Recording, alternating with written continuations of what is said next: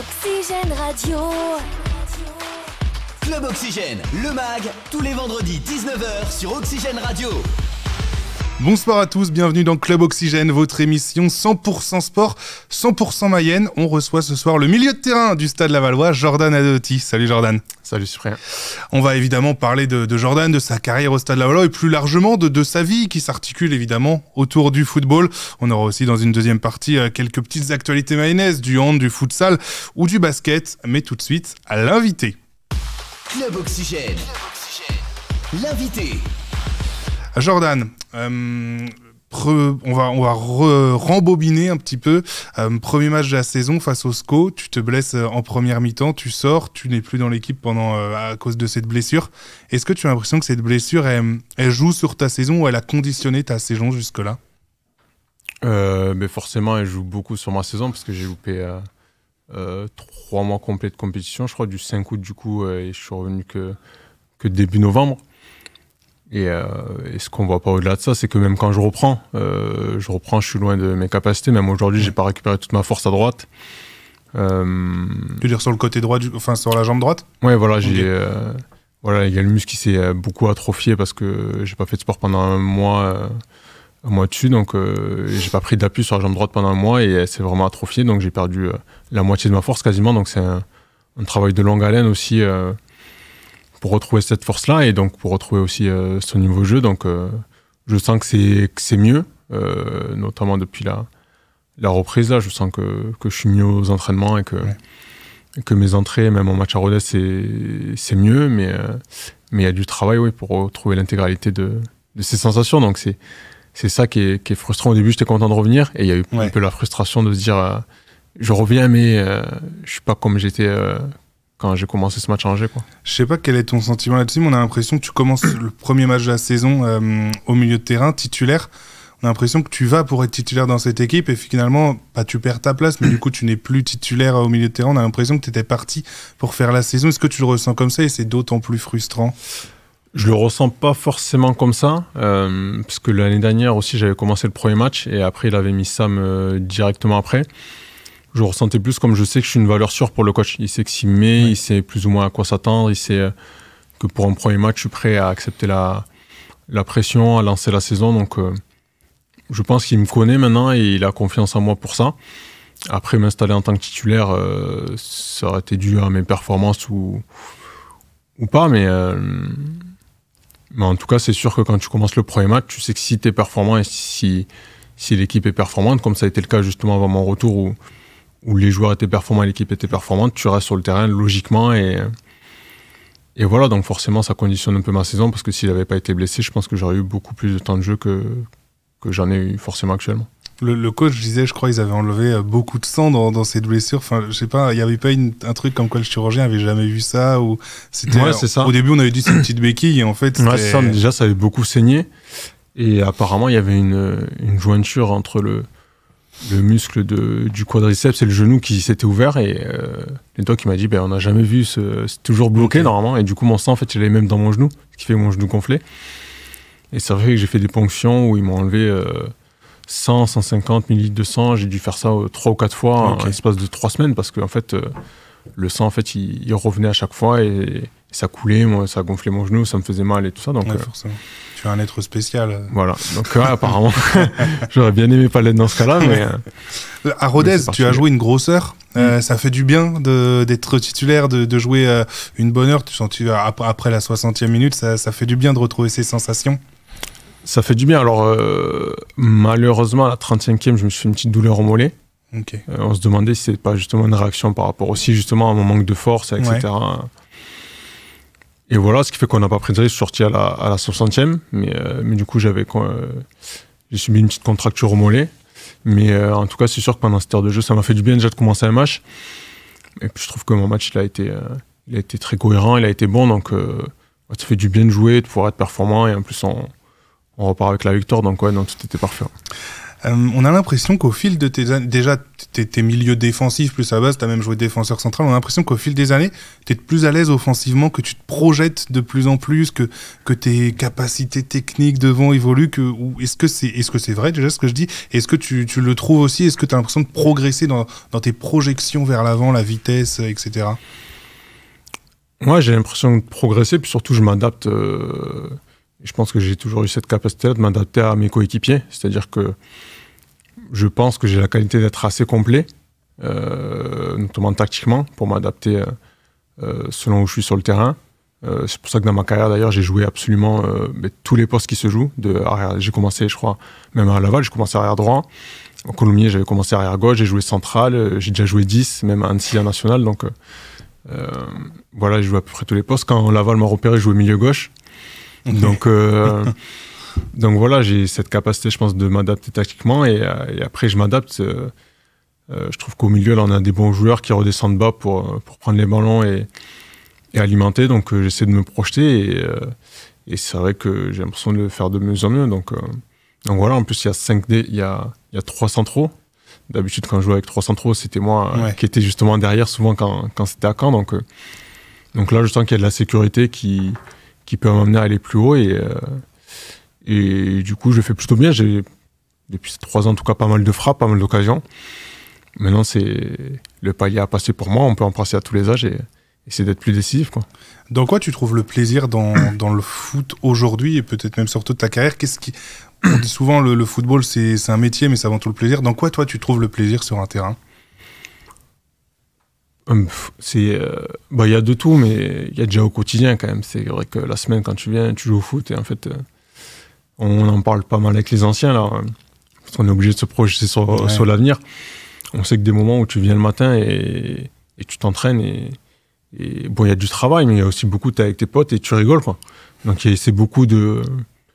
Voilà, quand tu fais un retour sur ta carrière, c'est beaucoup de bons moments en fait, où beaucoup de plaisir, alors qu'ils sont amenés par des moments plus compliqués comme l'année dernière où les résultats suivent pas. Ça m'est arrivé à Caen, à Auxerre, donc forcément t'es dépendant un peu des résultats, mais globalement quand tu regardes en arrière, tu viens le matin pour être avec des gens où tu t'entends bien quand même la plupart du temps avec 5-6 joueurs avec qui ça se passe vraiment bien, donc c'est quelque chose, je pense, qui est pas toujours le cas dans tous les travails que tu peux faire. Je veux dire, en entreprise, des fois ça se passe bien, mais des fois t'as moins ce cas-là. Dans le foot, tu sais que t'es avec 25 gars, que forcément il y aura des gens avec qui tu t'entendras bien.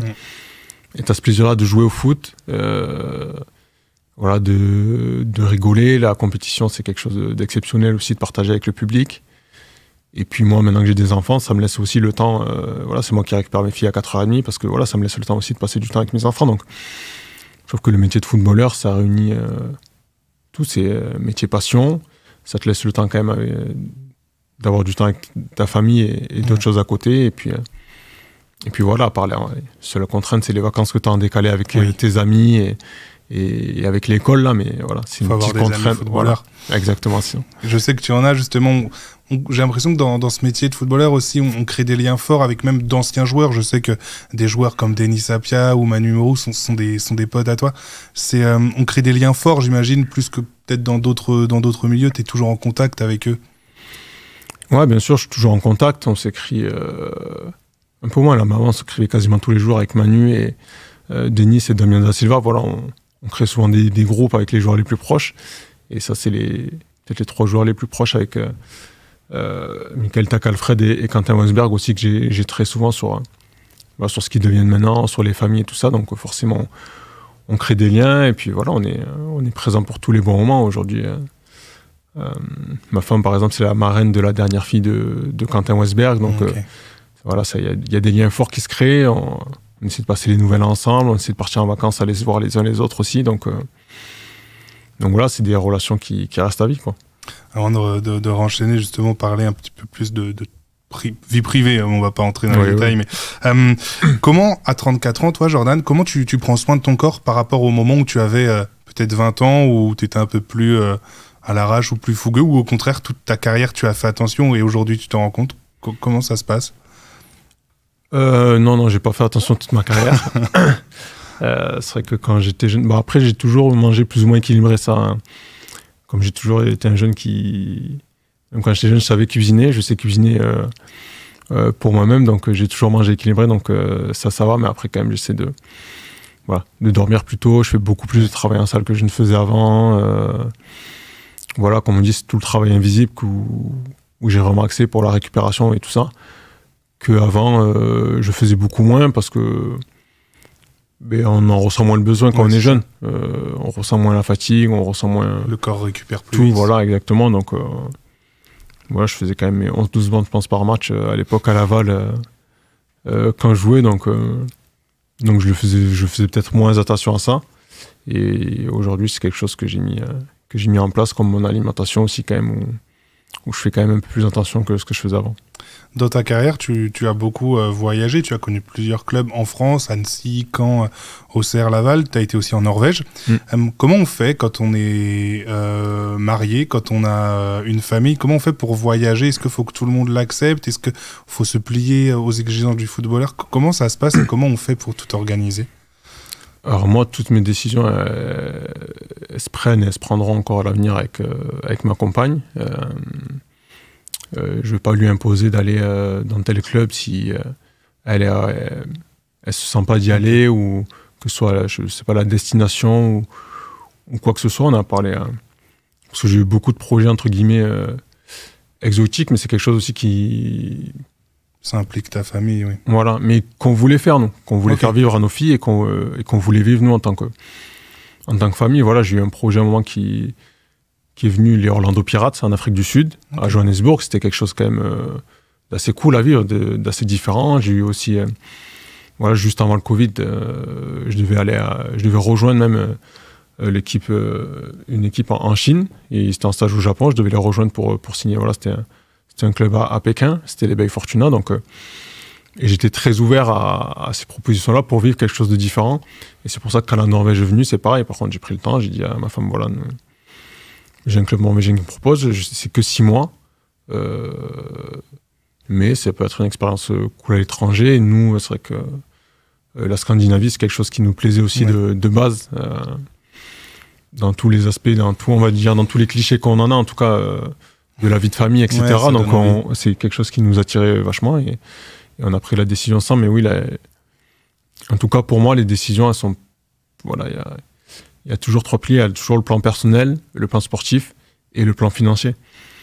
C'est sûr que si sur le plan personnel et sportif, je m'y retrouvais moins, mais que le financier, par exemple, décollait, comme on parle des joueurs qui vont en Arabie Saoudite, on va pas se mentir, tout le monde se pose la question parce que... c'est un métier, c'est ton salaire, voilà, c'est normal. Sur quelques années, tu sais que tu fais un sacrifice sur ta vie sportive ou personnelle peut-être, mais sur ta vie globale, ça peut changer ta vie pour toujours. On va dire que tu auras peut-être plus ou moins besoin de te prendre la tête pour travailler, tu auras quand même des sécurités financières qui sont pas négligeables. On n'a jamais eu à se poser cette question-là, mais je me la poserai si ça venait un jour. Mais globalement, je prendrai toujours la décision, en tout cas, avec ma femme.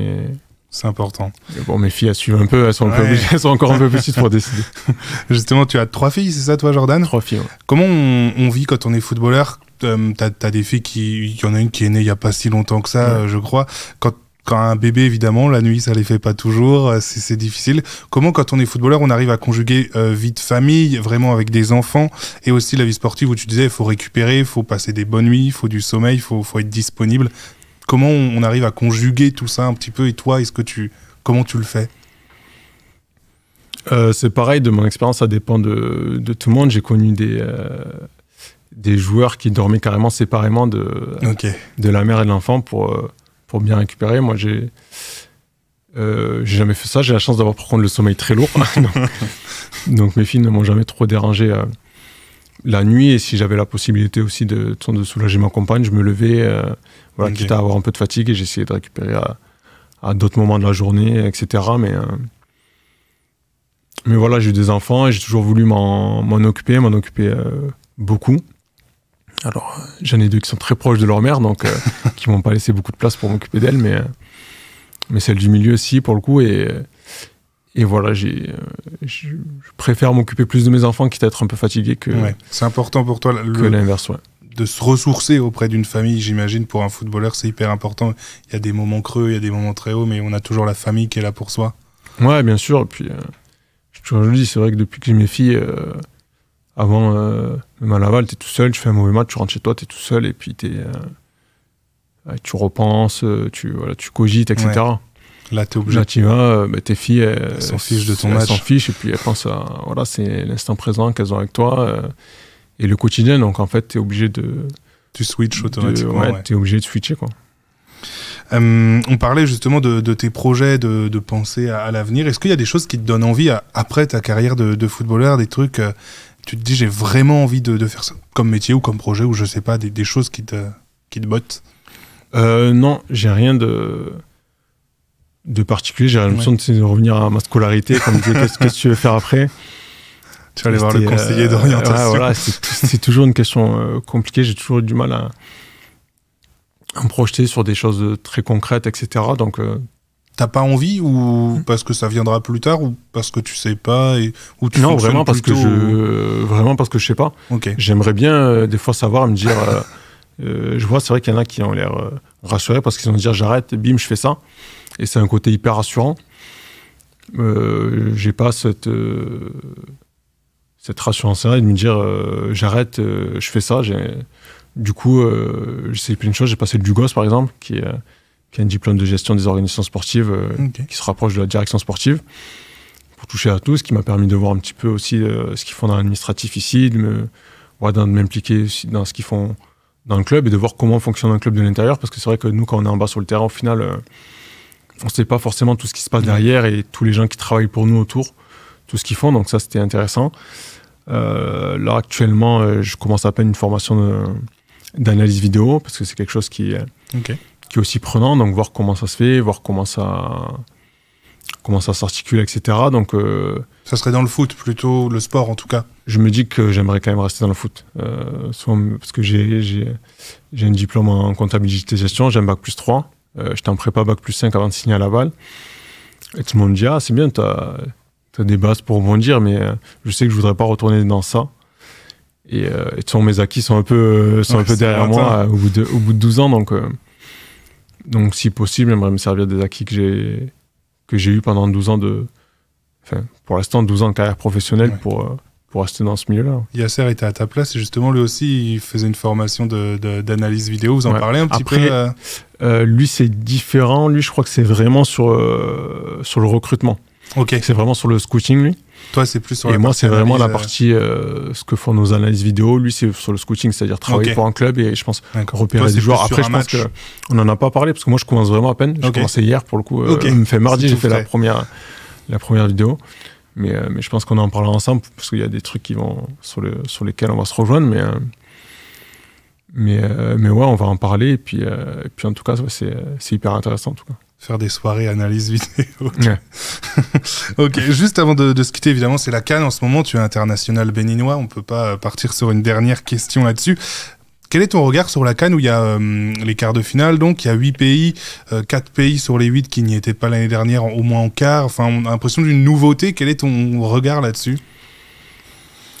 C'est ce qu'on essaie de dire souvent à nos coéquipiers. C'est vrai que voilà, les joueurs de Ligue 2, notamment, s'ils regardent, ils connaissent pas forcément tous les joueurs de la CAN. Mais des fois, quand je joue avec le Bénin, je leur dis en fait, il y a des bons joueurs partout. Alors, il y a des joueurs qui n'explosent pas au plus haut niveau, mais par exemple, moi j'ai déjà joué la Tanzanie. En Tanzanie, il y a des joueurs qui jouent dans le championnat tanzanien, mais c'est des très bons joueurs. Sûrement que s'ils avaient eu l'opportunité de faire une formation en France ou voilà, dans ce milieu-là, peut-être qu'ils seraient en Ligue 2 à notre place. En tout cas, ils ont sûrement potentiellement, sur le plan purement footballistique, ils n'ont rien à nous envier. Et en fait, il y a des bons footballeurs partout. Et on voit avec l'Angola. L'Angola, ils n'ont pas de joueurs connus, mais pourtant, quand on voit les Angolais, c'est une très très bonne équipe qui gagne beaucoup de matchs et qui est très dur à jouer. Donc voilà, et c'est même même quand je suis allé en Norvège, au final, c'est vrai que les joueurs norvégiens, si je demande, personne ne les connaît, mais pourtant, après, ils signent tous aux Pays-Bas. J'ai un ancien coéquipier là qui est au Celta Vigo. Voilà, le football est universel, il y a des bons joueurs partout. Et surtout, j'ai l'impression qu'ils se nivellent de plus en plus. Et aujourd'hui, en Afrique, même s'il reste des grosses nations, on voit le Maroc est passé à la trappe, l'Algérie, la Tunisie, l'Égypte, les nations qui dominaient vraiment avant ne dominent plus au autant qu'elle le pouvait. Ton favori? Allez, si je dois en donner un pour cette fin de compétition. Je suis attentivement, en tout cas, le Mali-Côte d'Ivoire, parce que le Mali, j'aime bien depuis le début de la compétition. Puis il y a Yacine Siniako que j'ai connu à Auxerre qui joue pas, donc je vais dire le Mali, c'est l'équipe qui m'a fait la plus forte impression en tout cas. Ok. Avant de se quitter, Jordan, je te propose de passer au quiz flash, question rapide à réponse très rapide. C'est parti. Club Oxygène, l'interview flash. La personne la plus importante ou la plus connue de ton répertoire dans ton téléphone? Je vais dire ça doit être Julien Ferret. Le joueur le plus fort actuellement au monde pour toi? Le plus fort actuellement au monde, c'est dur. De Bruyne, je veux dire. L'artiste que tu écoutes en ce moment, ou la chanson, ou la musique? L'artiste, c'est Léo Carlo. Ton club de cœur? Le TFC et Liverpool. Je suis obligé d'en dire deux, c'est vraiment les deux. Et Laval, dis Laval. Et Laval, mais non. Les deux, c'est depuis plus longtemps, on va dire. Non, mais bien évidemment. Le club où tu rêverais de jouer dans ta carrière, si vraiment tu pouvais choisir un club et tu signes demain? Là, si pour l'expérience de vie, j'aimerais bien Vancouver, par exemple. Ton joueur préféré à toute période confondue? Steven Gerrard. Qui t'a fait aimer le foot? Je pense mon frère. Bizarrement, mon frère et mon père étaient dans le basket, mais je joue au foot en fait dans la rue avec mon frère et ses potes. Et c'est rare qu'on a un frère de 3 ans de plus que toi qui veut que son petit frère joue avec lui au football, donc il a trouvé que j'étais bon et c'est lui qui m'a orienté vers le foot du coup. Ok. Qui est l'ambianceur dans le vestiaire du Stade Lavallois? Il y en a plusieurs, mais il y a CR, Jimmy, voilà, il y en a pas mal quand même. Et enfin, d'où te vient ce surnom Kiwi? Alors ça, c'est Seb Da Silva qui, très gentiment, par rapport à ma coupe de cheveux, trouvait qu'à un certain moment de la poussée, ça ressemblait à une peau de kiwi. Donc il a décidé de m'appeler Kiwi et c'est resté depuis. Ok, bon, on saura d'où ça vient maintenant. Merci beaucoup, Jordan, en tout cas, d'avoir participé avec nous. Merci nous, on se retrouve surtout dans le reste de l'actualité mayonnaise. Oxygène Radio. Club Oxygène, le mag, tous les vendredis 19h sur Oxygène Radio.